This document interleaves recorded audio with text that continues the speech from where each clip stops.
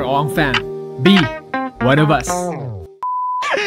So, hatiin natin dito. Mas madali to. Yan talaga ako mag-cut. Yung iba kasi may pag ganun-ganun, effect pa ha. Basta bayanin. Sino ka marin Ha? para special. Ano? Para special. Hindi special yun. Pampatagal lang yun. Ano? Wala ko. Nagsisiga. Mabulat.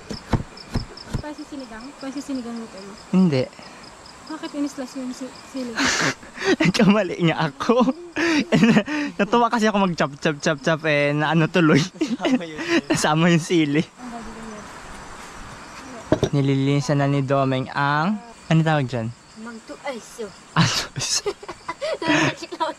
Buksan na natin yan. Lighter from EDC Bag. Everyday carry. Asig ba tong gastrol na to eh. 2 linggo na namin ginagamit. Di pa rin nauubos.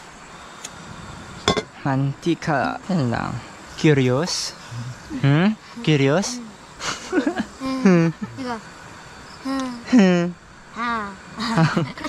Yan. Ikita ng mantika. Pag Filipino style, unang igigisa talaga bawang tsaka sibuyas. Pag American style, una mong gigisayin yung sibuyas bago yung bawang. Pero dahil gusto ko dalawa, sabayan sila. Ano, gisa. Sunod natin kamatis. Medyo durug-durugin natin para lumabas talaga yung katas. Sa bahay nyo, kapag brown out, tapos nagluluto kayo, huwag nyo itutok mismo yung ilaw sa pagkain, yung katulad ng ginagawa ko ngayon. Wala lang akong choice para makita nyo syempre.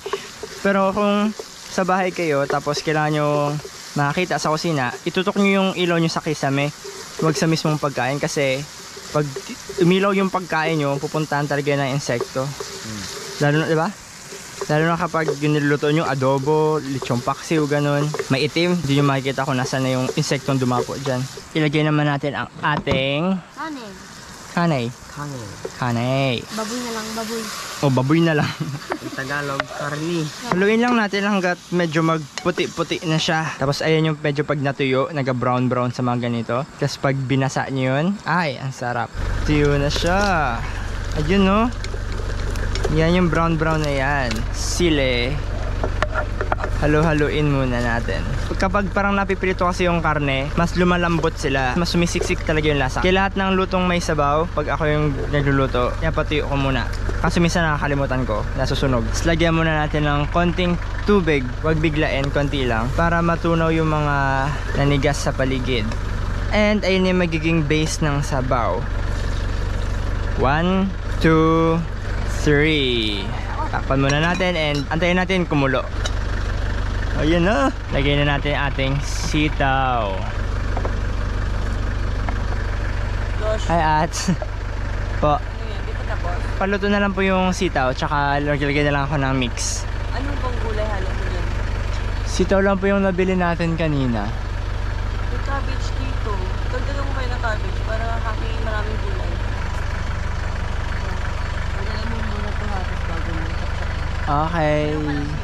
Meron na po. Apo. Gutom na? Patulog ako kasi nakatulog din ako. So instead of kangkong, ang ginawa namin is cabbage. Yan na. Kakalat lang yan dyan mamaya. Kusa. Dapat kinalat mo. At? Dapat ginano mo. Ginhimay-himay? Yes. Hindi mo ba kakalat na po yan siya kusa? Ah, hindi daw. Sige, ganito lang natin. Ngayon napaluto na siya, lagyan natin ng sinigang mix. Yan. Sayang walang kamyas dito. Kung may kamyas o sampalok, ihalo natin dito para...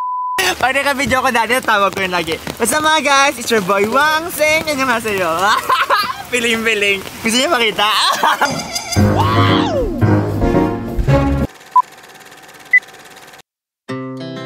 Our hearts beat to the city streets. We began to feel the fire.